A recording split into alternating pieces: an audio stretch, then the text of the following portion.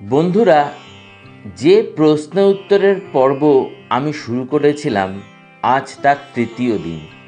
এবং এই তৃতীয় দিনে আমি দুটো প্রশ্ন অর্থাৎ 9 নম্বর এবং 10 নম্বর প্রশ্নের উত্তর দেব এবং তার সাথে সাথে চেষ্টা করব এই সমস্ত সমস্যা, যে সমস্যাগুলো আমরা ফেস করি, সেই সমস্যার সমাধান কিভাবে সম্ভব।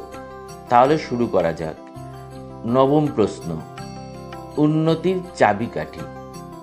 এক যুবক কোনো এক স্বামীজিকে প্রশ্ন করলেন, জীবনে উন্নতি লাভ করতে হলে একজন যুবককে কি কি করা উচিত? স্বামীজি উত্তরে বললেন, প্রথমত পরমেশ্বরের উপর বিশ্বাস স্থাপন করতে হবে। দ্বিতীয়ত ধর্মীয় পুস্তক পাঠ এবং পরমেশ্বরের কর্তৃক নির্দেশিত নিয়ম শৃঙ্খলা অনুসরণ করতে হবে। পাপ কাজ এবং বিভিন্ন খারাপ নেশা থেকে বিরত থাকতে হবে। কখনো ব্যভিচারে লিপ্ত হইও না, তাহলে ভগবান সন্তুষ্ট থাকবেন এবং তোমার উন্নতিও হবে। ভালো মানুষের সাথে বন্ধুত্ব করবে। সামাজিক ক্ষেত্রে সৎসঙ্গে এবং কর্মক্ষেত্রে সৎ মানুষের সঙ্গ করলে তুমি ক্রমাগত উন্নতি করবে। তাই নিজেকে উন্মুক্ত রাখো, একত্রে বসো, একে অন্যকে বোঝার চেষ্টা করো। এইভাবেই সমস্যার সমাধান হবে। যদি বাইরে থেকে মধ্যস্থতা চাও, তাহলে অনেকেই একত্রিত করার চেয়ে আলাদা করতেই বেশি পছন্দ করবে। তোমরা যারা আধ্যাত্মিকতাকে বিশ্বাস করো, মানো, তাহলে তোমাদের একত্রিত থাকতেই হবে। টাকা পয়সা গুরুত্বপূর্ণ, কিন্তু ততটাও নয় যতটা একে অপরের ভালোবাসার সম্পর্কে তিক্ততা নিয়ে আসবে। মনে রেখো, পারিবারিক ঐক্যই অধিক গুরুত্বপূর্ণ।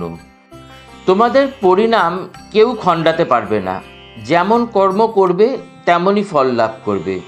ধন সম্পত্তির চেয়ে তাই সম্পর্ককে অধিক গুরুত্ব দাও। যদি ধন সম্পত্তি লাভ সন্তানদের ভবিতব্য হয়ে থাকে, তবে তারা তা অর্জন করবেই। অতএব সেই বিষয়ে পরমেশ্বরের হাতেই না হয় অর্পণ করো। এবার দশম এবং শেষ প্রশ্ন, শক্তি প্রবাহে আসা বাধাগুলো কি কি? এখানে বেশ কিছু বাধা রয়েছে। আমি সেই বাধাগুলোকে এক এক করে উল্লেখ করছি, শোনো তাহলে। প্রথম বাধা, নেতিবাচক চিন্তা। আমরা প্রায় ব্যক্তি নেতিবাচক চিন্তায় মগ্ন হয়ে থাকি। যদি আমি কাজ করতে থাকি তাহলে আমি কি পাবো, কিংবা আমি তো চেষ্টা করছি কিন্তু পরিবারের অন্যান্য সদস্যরা নিজের মধ্যেই মগ্ন আছে। এত চেষ্টা করার পরেও আমার শুধুই ক্ষতি হচ্ছে, সুতরাং কাজ করে কোনো লাভ নেই। ফলস্বরূপ এই ধরনের ব্যক্তিরা নিজের কর্তব্যের উপেক্ষা করতে থাকে তথা হতাশা তাদের ঘিরে ধরে। অর্থাৎ নেতিবাচক শক্তি চিন্তাই তার শক্তিকে সম্পূর্ণরূপে শেষ করে দেয়। দ্বিতীয় বাধা, হীন মনোভাব। নিজের দুর্বলতায় লোকেরা হীন মনোভাবের শিকার হয়। প্রকৃতি সাম্যে বিশ্বাস করে না। এটি প্রতিটি মানুষকে এক অপূর্ব বৈশিষ্ট্যের সাথে গড়ে তুলেছে। সেই বৈশিষ্ট্যকে চিনতে হবে, যাতে অন্যদের মাঝে নিজের পরিচয় গড়ে তুলতে পারি। এখানেই আমরা নিজেকে অন্যদের তুলনায় শ্রেষ্ঠ মনে করি। সুতরাং হীন মনোভাবের তো কোনো প্রশ্নই ওঠে না। যদি অন্যদের থেকে কোনো অপূর্ব বৈশিষ্ট্য তোমার মধ্যে থাকে, তাহলেও হীন হলে কিভাবে তুমি? ব্যক্তিকে কাজের উদ্যোগের জন্য এগিয়ে আসা উচিত তথা যথেষ্ট কাজও করা উচিত। তা না হলে তার স্তর ক্রমাগত নিচের দিকেই নামতে থাকবে।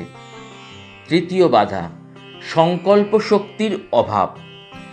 যে কোনো লোককে কাজের ধারাবাহিকতাকে বজায় রাখা উচিত। কয়েকজন এমনও হন যারা লাগাতার কাজ অথবা ব্যবসা পরিবর্তন করতে থাকেন। এই পদ্ধতি পুরোপুরি ভুল। একজন ব্যক্তির দ্বারা করা কর্মে এবং তার ধারাবাহিকতার প্রতি দৃঢ় হওয়া উচিত। বারবার কাজের প্রকৃতি পাল্টালে শক্তির স্তর ওঠানামা করে, অর্থাৎ শক্তির ক্ষয় হয়। কিছু মানুষ মনে করেন যে সংকল্প শক্তি এক রহস্যময়ী কারক যা বেছে নিতে আমাদের পথ দেখায়। তোমার এই বিষয়ে কোনো মতামত নাও থাকতে পারে, কিন্তু তুমি যখন কোনো ভুল বিষয় বেছে নাও তখন এর আড়ালে নিজেকেই রক্ষা করো। পঞ্চম বাধা, ইন্দ্রিয়ের দাস। ইন্দ্রিয়ের দাস জীবনে কোনো কাজ না করেই সমস্ত আনন্দ পেতে চায়, ফলে সে লোভী এবং কামনার দাস হয়ে পড়ে। সফলতার শর্টকাট পাওয়ার খোঁজ করো না, এটি কেবল তাকে সফলতা থেকে দূরেই নিয়ে যায়, বরং বর্তমান শক্তি স্তরের অপব্যবহারও করে। বর্তমান শক্তি যা তোমার কাছে আছে তার থেকেও তোমাকে দূরে নিয়ে যায়। তো বন্ধুরা, এই 10টি প্রশ্নের উত্তর আমি দেওয়ার চেষ্টা করলাম, কিন্তু এই 10টি প্রশ্নের উত্তরের সমাধান তো দরকার। সেই সমাধানগুলোও আমিই দেব। তাহলে সমাধানগুলো এবার পরপর বলা যাক, শোনো তাহলে। পরের বার যখন তুমি উত্তেজনাগ্রস্ত হবে তখন শরীরে হওয়া বিভিন্ন পরিবর্তনকে অবহেলা করো না। এরকম অবস্থায় নিম্নের কিছু অবলম্বন করো, কিছু উপায় নিজে তৈরি করো, এতে তোমার শক্তির স্তর বজায় থাকবে। কি উপায়, তার কয়েকটি উদাহরণ আমি দিচ্ছি এবং বাদবাকি উদাহরণগুলো তোমাদেরকে নিজেদের তৈরি করতে হবে। কম করে 5 সেকেন্ডের জন্য গভীর নিঃশ্বাস নাও, তারপর নিঃশ্বাসকে কিছুক্ষণ ধরে রাখো এবং ধীরে ধীরে ছাড়ো। এটা 5 থেকে 10 বার করো। নিজেকে বলো, আমি শান্ত তথা শক্তিতে ভরপুর, আমি উত্তেজনার দাস নই। এই ধরনের ছোট ছোট কথায় ব্যর্থ করার জন্য আমার জীবন তৈরি হয়নি। আমি সব কিছু সহ্য করতে প্রস্তুত, কেননা আমি জানি যে প্রভু আমার সঙ্গে আছেন, তথা আমি ভৌতিক বস্তুগুলির পক্ষে একেবারেই নই। সত্তর নিজের সমস্ত মনোভাবগুলি তথা সমস্যাগুলি একটা কাগজে লিখে ফেলো। বিকল্প তালিকা তৈরি করার পর সেই সহজ পথটি গ্রহণ করো যাকে তুমি সামলে নেবে। এইভাবে তোমার আত্মবিশ্বাসের বৃদ্ধি ঘটবে। তুমি নিজের কাঙ্ক্ষিত বস্তুর দিকে নজর দেওয়া বন্ধ করো। তোমার সাথে যা কিছু ভালো হয়েছে সেইগুলোকে স্মরণ করো, তথা নিজেকে বিশ্বাস করো যে এখনো তোমার সাথে ভালোই হবে। চোখ বন্ধ করে নিজেকে মাথা থেকে পা পর্যন্ত অনুভব করো। যেসব মাংসপেশিগুলি শক্ত হয়ে গেছে তাকে বিশ্রাম দাও।